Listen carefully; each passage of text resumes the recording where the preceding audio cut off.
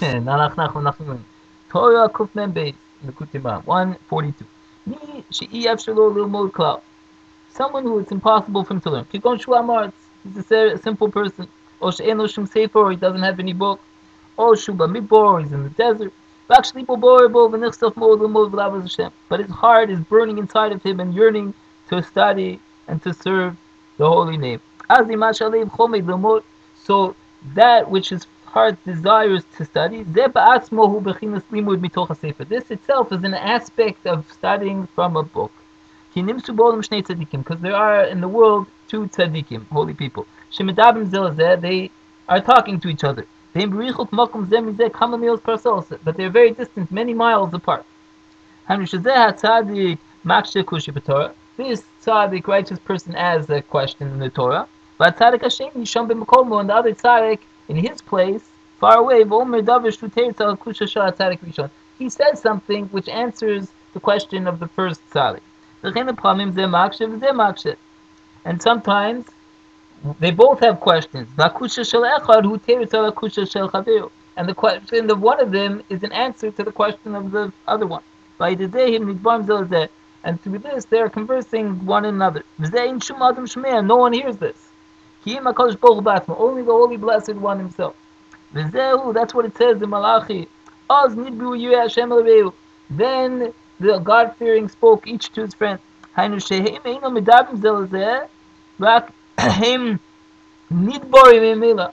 nidbru, which is the language. I don't know the grammar for it. It means they, in Hebrew it's hispav. They were caused to speak. In other words, they're not actually speaking one another. It's happening by itself. This conversation, these tzaddikim. By this one asking and this one answering. And this no being hears, only the Holy Blessed One. And that's what it says in the verse. The verse continues, and Hashem hears, it pays attention and listens. Because only He, blessed, He hears. And He attaches the words to each other. The words to each other. The quotes from the Sefer Zikaron, and He writes them in the book for remembrance. And that's the end of the verse. Sefer Zikaron, and He writes a book of remembrance. And this book that their words are written in, it is an aspect of the heart of the above, which is above. That's where the words are written, in this heart. Like it says in Proverbs, Mishle, write them on the tablets of your heart. So you see that the words above are written on the heart. And this, that his heart is burning inside of him and he desires to study, just that he's unable. By this he gets a heart from the heart of above, which is an aspect of the book of remembrance. And from there his heart receives his desire, and is actually like studying from a book. That's what it says in the verse. And it's written in the book of remembrance in front of him for those that fear God and to have importance to His name. Like our sages explained this verse. What does it mean that the Choshvei Shmo, that hold His name important? Choshvei also means to think. So they say that the verse means afilu choshev lasos mitzvah. Even if a person considered doing a good deed, and he was unable to do it because he just wasn't able to do it. It was an anus. He was forced not to do it somehow. It's still considered above as if he did it. Because this itself, that his heart yearns and considers to do it, it's just that he's unable. It is considered as if he did it. Because because he accepts his desire from the heart from above, Shubachina Sefer Zikaron, which is an aspect of the book of remembrance. That's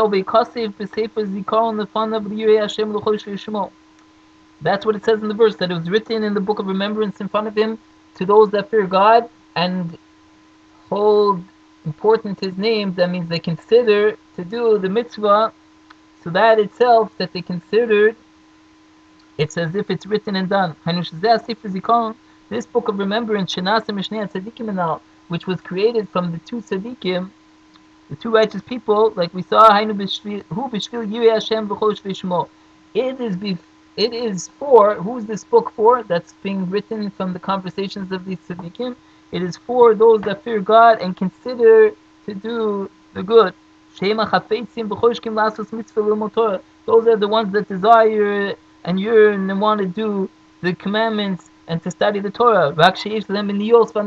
Except they're prevented and they're forced not to. And they're unable to learn. From their strong desires of their heart, they receive this book, which is an aspect of the heart. Therefore, Avram, father Abraham, who is the father to all the proselytes, the Gerim, he didn't have anyone to study from. He was the first one. He just had his heart that really desired to serve God, his creator. He also received from this heart above, which is called the book of remembrance. At that point in time, there weren't real tzaddikim in the world. So this was written on this heart, on this book of remembrance, the conversations of the souls that were before the creation. That is why Father Abraham is called Tzur, the rock. Like it says in Isaiah, Habitu el Tzur chusaftim, see, look up to the rock that you were hewn from. Ze Avram, and I say that is Avram. Like Rashi says, because this is an aspect of Tzur Levavi, the rock of my heart. Because all he had was his heart that was yearning for God. So therefore, he received the heart from above. So that's why he's called Tzur. Therefore, all the Gerim, all the prophets are called after Avram. Those the philanthropists of the nations, which means that they gave themselves to God. They came and they became proselytes. They came to convert. They're called Am Elohei Avram, the nation of the God of Avram. Bechinas Nediv Lev. The aspect of Avram Avinu is called the philanthropist heart. Because they didn't have what to study.